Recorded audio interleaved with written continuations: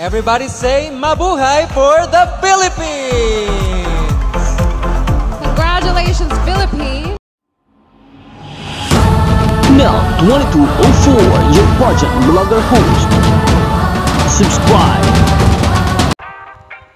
Good day, pageant lovers. Update for Miss Universal Women 2025 competition.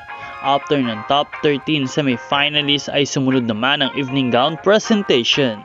Dito ay literal na nagliwanag ang stage ng rumampa si Jasmine sa kanyang eleganteng gown na bumagay sa kanyang Filipina beauty at graceful walk. Bawat hakbang ay may kasamang confidence at bawat pose ay parang sinasabi niyang handa na akong masungkit ang corona. Tinernuhan pa ito ng kanyang charming smile at queenly wave na nagpasigla sa audience.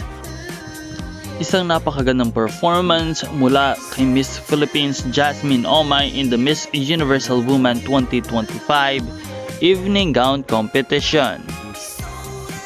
Matapos nga ang evening gown competition ay susunod na i-announce ang top 5 finalists. Kaya patuloy na tumutok sa channel na ito para sa lahat ng mga bagong balita at bagong update. See you in our next video. Maraming salamat sa panonood. This is Nel2204, your pageant blogger host.